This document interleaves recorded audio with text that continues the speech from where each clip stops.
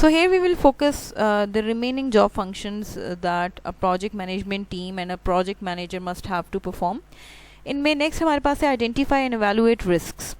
It is important for a project manager and project management team कि वो अपने उस particular project में involve तमाम तरह के रिस्क्स को आइडेंटिफाई करने की एबिलिटी रखते हूँ और उनको एवेलुएट करने की एबिलिटी रखते हूँ कि वेदर उनके इम्पेक्ट को डिफ़ाइन करने की, उनकी प्रोबेबिलिटी को डिफ़ाइन करने की एबिलिटी रखते हूँ, उनके लिए मिटिगेशन और कॉन्टीजेंसी प्लान्स को डेवलप करने की एबिलिटी रखते हूँ. That is another important factor जो हमारे प्रोजेक्ट की जो सक्सेस है उसको इन्फ्लुएंस करता है. Then next we have prepare contingency plans. आपके प्रोजेक्ट मैनेजमेंट टीम, आपके प्रोजेक्ट मैनेजर के लिए ये ज़रूरी है कि they must know that according to nature of the risk, according to the impact of the risk, what contingency plan, what is the plan that should they generate in order to meet that risk. उस risk को manage करने के लिए, handle करने के लिए ऐसा कौन सा कॉन्टीजेंसी प्लान है जिसको फॉलो करते हुए वो उसकी जो इम्पेक्ट है उसको रिड्यूस कर सकते हैं या उस पर्टिकुलर रिस्क हैंडल कर सकते हैं. Then identify and track the critical milestones. हमारे प्रोजेक्ट के जितने भी क्रिटिकल और इम्पॉर्टेंट जो माइलस्टोन्स हैं, ठीक है, जो ऑब्जेक्टिव्स हैं, जो मॉड्यूल्स हैं, उनको हमने किस तरह से आइडेंटिफाई करना है और किस तरह से उनको ट्रैक करना है ड्यूरिंग द एग्जीक्यूशन प्रोसेस, ये जानना हमारी प्रोजेक्ट मैनेजमेंट टीम के लिए ज़रूरी है. Then participate in project phase review. इसी तरह से प्रोजेक्ट का जो फेज़ रिव्यू है, ठीक है, उसमें पार्टिसिपेट करना, उसकी उसको इवेलुएशन को एवेलुएट करना, उसको असेस करना, उसको वेरीफाई करना, ये ज़रूरी है. सिक्योर नीडेड रिसोर्सेज, जो भी हमारे नीडेड रिसोर्सेज हैं उनको सिक्योर बनाना, उनको अवेलेबल बनाना, उनको इनेबल करना, ठीक है, कि वो हमारे पास मौजूद होंगे तो हम उस प्रोजेक्ट को जो है सक्सेसफुल बना सकते हैं. Manage the change control process. जो भी पर्टिकुलर चेंजेस हैं during that management process, during that project management process, आपको उनके अंदर किस तरह से चेंजेस लेकर आनी है, उन चेंजेस को कैसे आपने आइडेंटिफाई करना है, आपने उनको कैसे प्लान करना है, आपने किस तरह से उनको इम्प्लीमेंट करना है. That should be clearly defined and that should be known by our project team.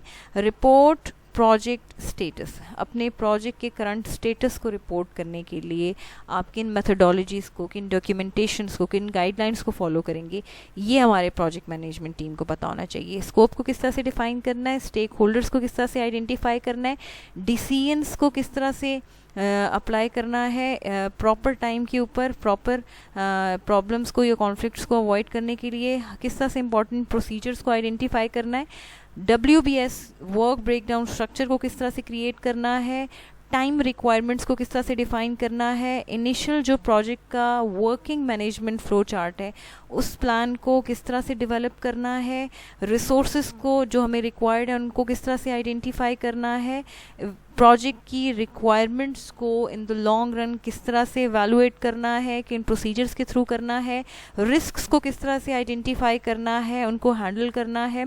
इसी तरह से क्रिटिकल जो माइलस्टोन्स हैं जो हमारे प्रोजेक्ट का पार्ट है उनको किस तरह से आइडेंटिफाई करना है, उनको डील करना है. प्रोजेक्ट फेज़ रिव्यू में पार्टिसिपेट करना है, उसकी इम्पोर्टेंस क्या है, किस तरह से जो नीडेड रिसोर्सेज हैं उनको सिक्योर बनाना है, ठीक है, उनको एफिशिएंट वे में यूज़ करना है, किस तरह से चेंज कंट्रोल प्रोसेस को जो है मैनेज करना है, कंट्रोल करना है, हैंडल करना है, और प्रोजेक्ट के जो स्टेटस है उसको किस तरह से रिपोर्ट करना है. So these are the key 15 management tasks जो हमारी जो प्रोजेक्ट मैनेजमेंट टीम है और जो प्रोजेक्ट मैनेजर है they have to perform in order to manage any IT project.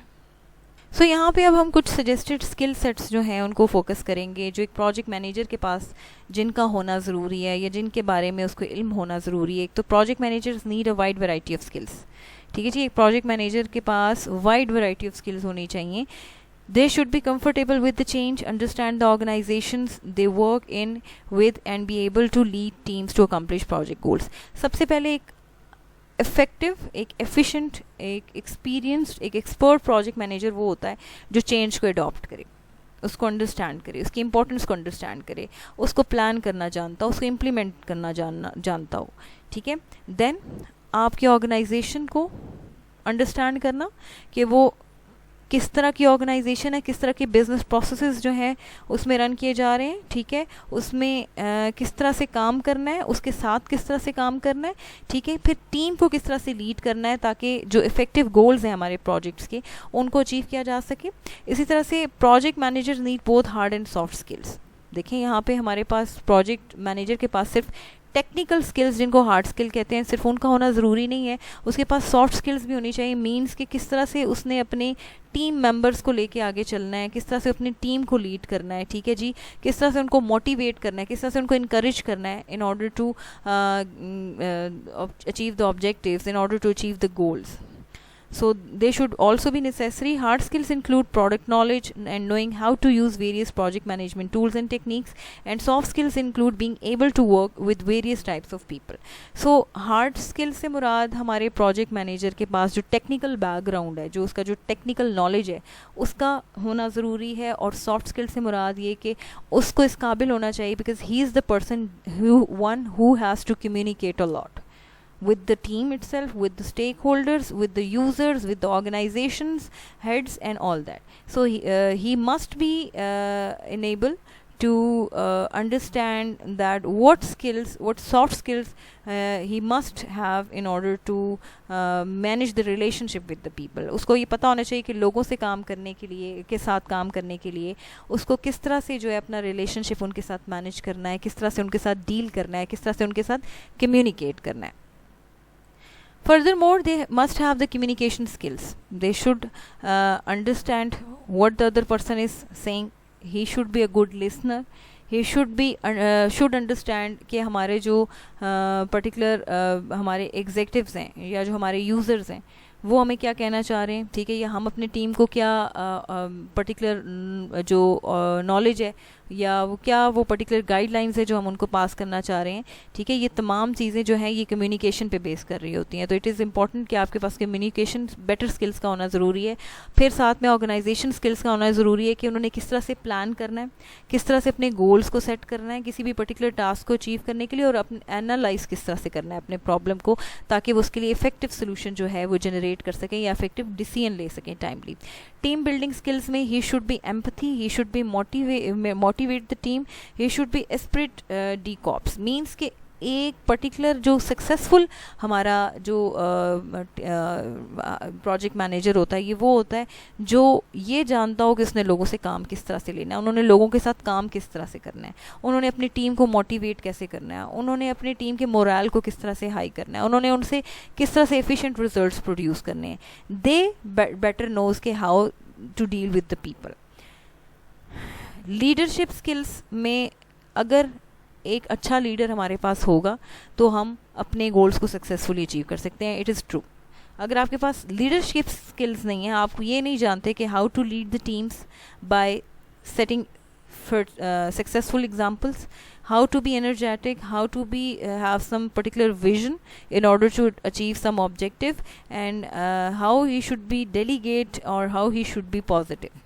ठीक है, मतलब आप अपनी स्किल्स की बेसिस पे, अपने जो नॉलेज की बेसिस पे, ठीक है, आप अपनी एनर्जीज़ की बेसिस पे, अपने जो लॉन्ग विजन है, जो आपका फ्यूचर विजन है उसकी बेसिस पे किस तरह से अपनी टीम को लीड कर रहे हो, ठीक है, आपने किस तरह से उनको अपनी इन स्किल्स को, लीडरशिप स्किल्स को यूज़ करते हुए अपने काम को बेहतर बनाना है, अपनी टीम को लीड करना है, उनसे इफेक्टिव रिजल्ट्स जो हैं वो प्रोड्यूस करवाने.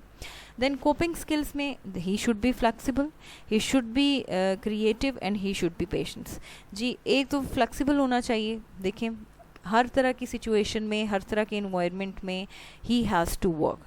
ही is the one who is responsible for the success of that project. So it is important कि उसके बिहेवियर में, उसके एटीट्यूड में फ्लेक्सिबिलिटी हो, ठीक है, वो किसी भी टास्क या किसी भी काम को करने की अहलियत जानता हो, वो किसी भी प्रॉब्लमेटिक सिचुएशन को रिजॉल्व करने की जो है वो इंफॉर्मेशन या रिजॉल्व करने की जो अहलियत है, जो काबिलियत है वो रखता हो, वो क्रिएटिव होना चाहिए, ठीक है, मिनिमम रिसोर्सेज के साथ मैक्सिमम इफेक्टिव रिजल्ट्स जो हैं वो प्रोड्यूस करना जानता हो. ही शुड बी पेशेंस. ऐसे बहुत सारे पॉइंट्स आते हैं हमारे इस पूरे के पूरे प्रोसेस में इन द लॉन्ग रन, जिनमें आपका जो लीडर है वो टेम्पर उसके खोने का खदशा होता है. ऐसी प्रॉब्लमेटिक सिचुएशंस आती हैं, उस सूरत में ही शुड बी पेशेंस. हर बुरी या बैड सिचुएशन को डील करने के लिए ही should be patient and he should know that anger के थ्रू या प्रॉब्लम्स को क्रिएट करने से हम चीज़ों को मज़ीद मेसी कर सकते हैं, प्रॉब्लमेटिक बना सकते हैं, बट पेशेंस के through we can deal the things in a better professional way. Then technological skills में हमारे पास मस्ट एक अच्छा जो प्रोजेक्ट मैनेजर है उसके पास सॉफ्ट स्किल्स के साथ, हार्ड स्किल्स के साथ, कम्युनिकेशन स्किल्स के साथ, ऑर्गेनाइजेशन स्किल्स के साथ, टीम बिल्डिंग स्किल्स होने के साथ, लीडरशिप स्किल्स होने के साथ, कोपिंग स्किल्स होने के साथ साथ मोस्ट इम्पॉर्टेंट टेक्निकल स्किल्स का होना ज़रूरी है। वो टेक्निकल स्किल्स में उस जो पर्टिकुलर की टास्क्स जो उसने परफॉर्म करने हैं किसी भी प्रोजेक्ट को मैनेज करने के लिए, उनका डिटेल्ड नॉलेज होना चाहिए, उस प्रोजेक्ट का डिटेल नॉलेज होना चाहिए जिस पे वो काम कर रहे हैं, उससे रिलेटेड एक्सपीरियंस का होना ज़रूरी है, ठीक है, ताकि वो टाइमली और इफेक्टिव डिसीजंस ले सके उस प्रोजेक्ट को सक्सेसफुल बनाने के लिए। So this was all about the week number 16 lecture. I hope कि आपको अच्छे तरीके से जो है ये तमाम कंटेंट्स जो है समझ आ गए होंगे। सो इंशाल्लाह will see you till then, अल्लाह हाफिज़।